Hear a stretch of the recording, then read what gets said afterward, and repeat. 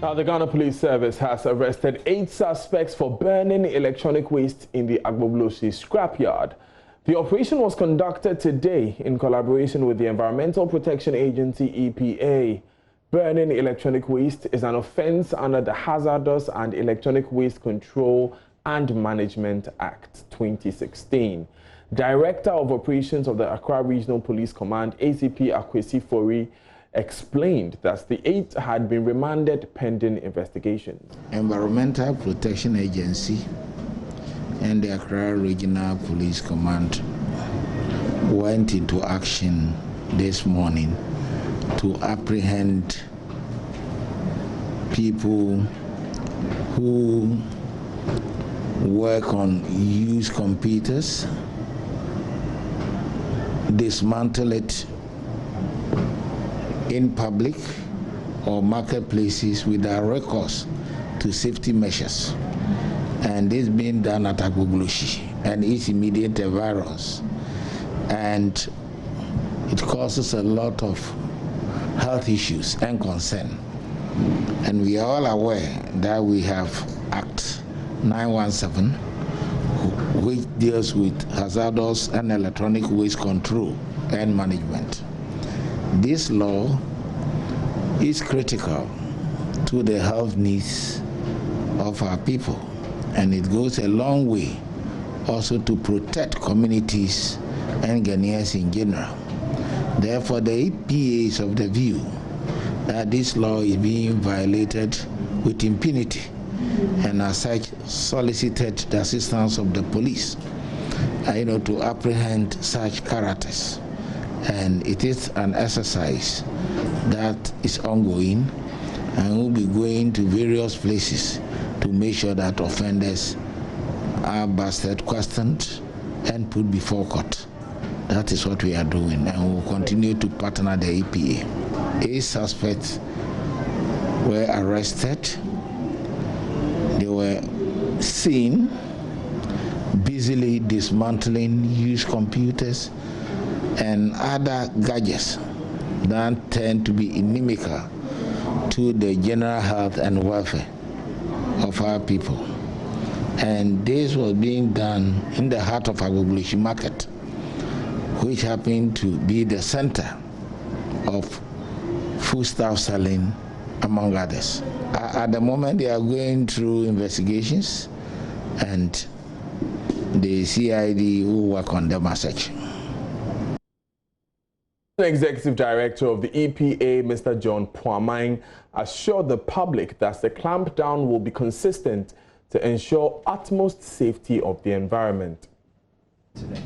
Yes, on the 7th July, we went to Agbogbloshie to have an engagement with them, because we've got to a point where now we are purchasing their cables, with the plastic coating on them. We don't need to burn them before we purchase them. We have this project going on between the Ministry of Environment, Science, Technology and Innovation, and then the government of Germany.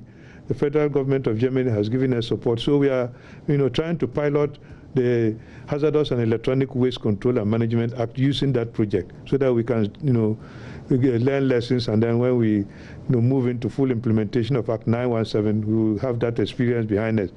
So we engage them and made them to understand that there is no need to burn the cables before you sell the copper, because the company is right there next door to you to buy them in the form that they are already. And so they made an undertaking that burning will stop, even though the prices were still being negotiated, because they wanted a little more than what the project is paying. But we said that with that, the hazards and then the effects that will occur to you when you burn and then inhale that smoke, it's not worth it for that small margin that you are looking for. So we told them that if they continue to burn, EPA will now have to crack the whip, because we have given them enough time, we have given them enough support as a group, Greater Accra Scrap Dealers Association, to enable them to do what they are doing in an environmentally sound manner. So they made a commitment. Their leaders came and spoke, and so we continue to monitor the situation. And these my officers that went to the field with you have been monitoring the situation, and we found out that by and large they were still burning. So we made arrangements with the Greater Accra Regional Police Command, that we want them to support us to make some, make some arrests, because we made an engagement, and they made an undertaking that they will not burn, but we find that it's still going on. So that's what happened today. And we are glad that you people also, the press also came in, so that we can let the message go out that we are not joking. This one will be a continuous operation.